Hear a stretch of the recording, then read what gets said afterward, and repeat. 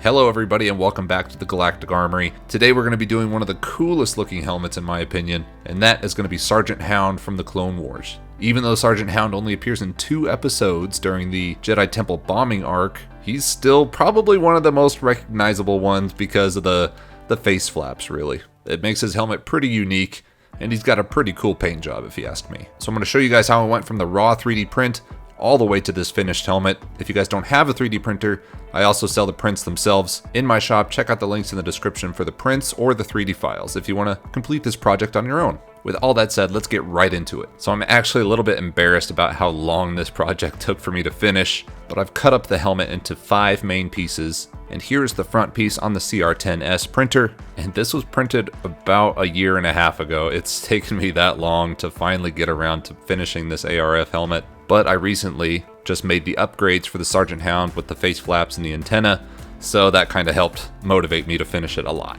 This helmet was printed in PLA at 0.3mm layer height. It took a while to print because it's kind of a bigger helmet, but once we've got all the pieces printed off, we can start assembly. So for assembly, what we're going to want to do is sand down all the edges to be pretty smooth so that the join between the parts is a lot smoother and we don't have such a large gap between the pieces that we'll have to fill in later. So first I give all the edges that need to join together a good sanding, and then when I'm ready to join them, I actually like to use a soldering iron, some cyanoacrylate superglue, and some E6000 to hold it all together.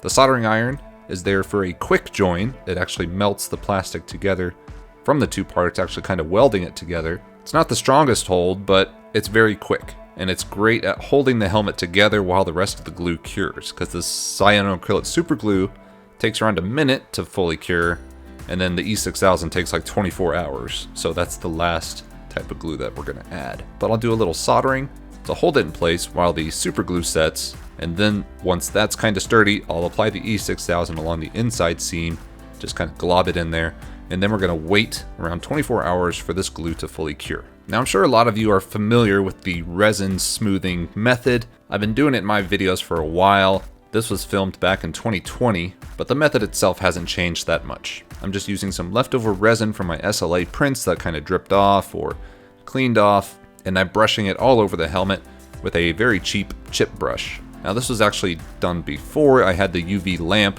that I used to cure the resin rather quickly. So after I coated this helmet in a layer of resin, I actually left it in the window to cure from the sunlight for a couple days, kind of rotating it every day or so that each side was getting direct sunlight for around 24 hours. Okay, big time jump here. Once the resin is cured, I'm going to go over it with a mouse sander with like a medium 120 grit sandpaper pad to just kind of take all the high spots off the resin, do a lot of the sanding for me so I don't have to do it with my hand, and hopefully this will save us some time down the road. Once we've done that, we're going to coat the helmet with some Rust-Oleum Filler and Sandable. I like to use this stuff because it's like a thick spray paint.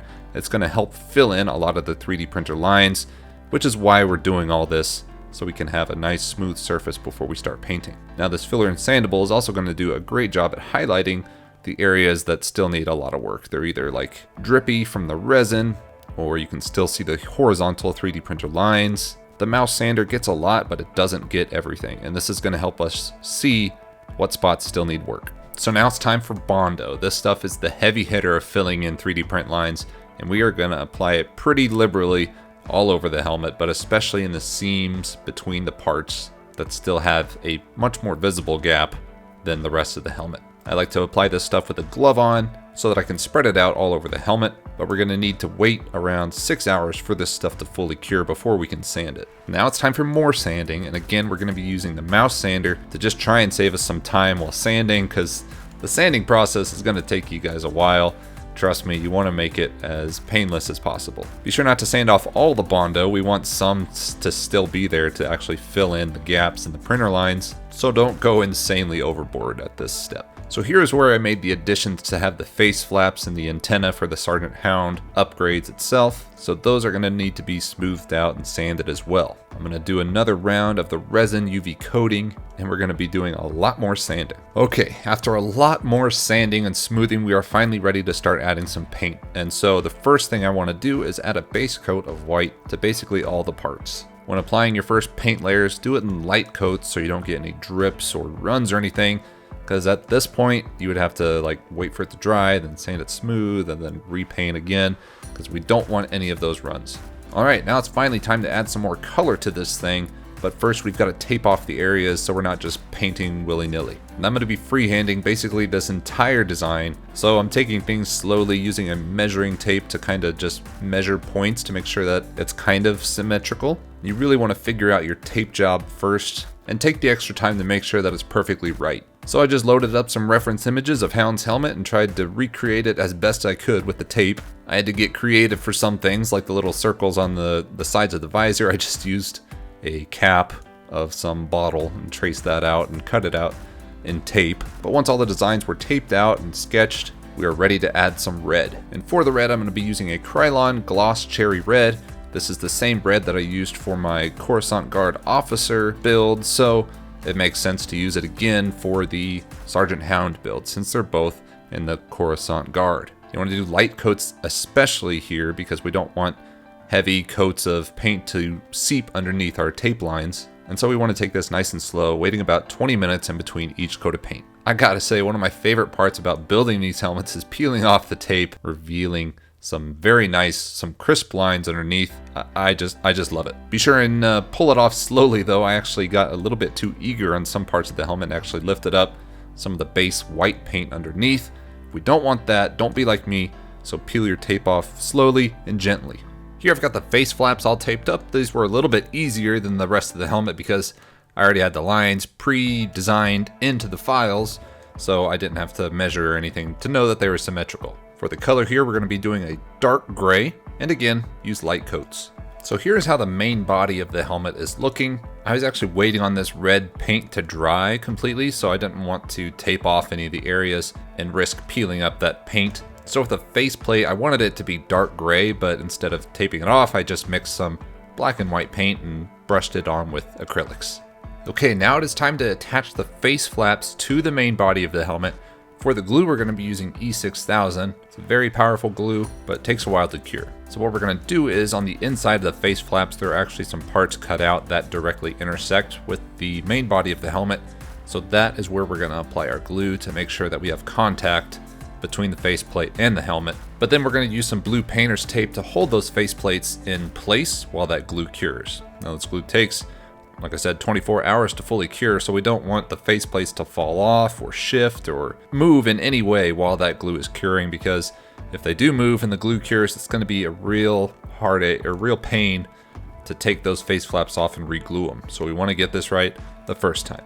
All right, the helmet is looking better and better with each step, and now it's time to add some real life into the helmet with some weathering. I'm going to be using an airbrush with some black acrylic paint, but there are many different ways to weather a helmet. This is just one of my preferred ones. You could also do something like a black wash with just mixing black paint and water together, but the goal here is to make the helmet look more weathered, look more worn, and give it some life. So I'm going to go around the entire helmet, giving just a light dust coat of black. Nothing too noticeable, but it should help darken up the white around the helmet. But then I'm going to go into the seams of the helmet, like around the back side and around the front face a little bit. And we're going to make those parts a little bit darker. It's really going to help give the helmet a much more realistic finish. But you don't want to go overboard here because, I mean, you can weather it as much as you like, but in this case, it's very easy to go too far and weather it too much and have it just look a bit too unrealistic. So I do one little blaster scorch on the visor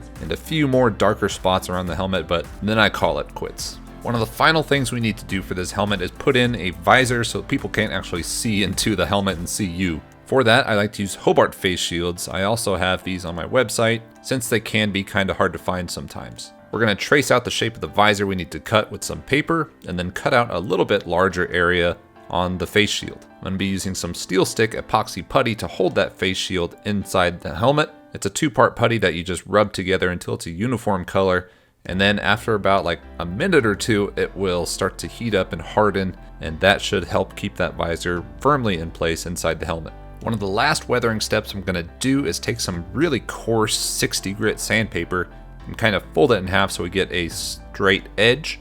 Then I'm going to take that edge and kind of scuff the red paint of the helmet just a little bit, give it some nice looking natural scratches, especially around the edges, around the visor and the faceplate. This is totally optional though. Okay, we are just about done with this helmet, just a few more little things to do. I realized when I put this helmet on that there was actually a lot of empty space inside the helmet. So to help fill that in, I've got some motorcycle helmet insert pads. These pads come with some sticky Velcro that you can stick to the inside, and then you can just stick the pads on top of the Velcro. Works really well, and this whole bag was around $10, so pretty cheap as well. So I'm just gonna fill out a bit of the interior of the helmet with these pads. All right guys, last step, we need to add the antenna to this helmet.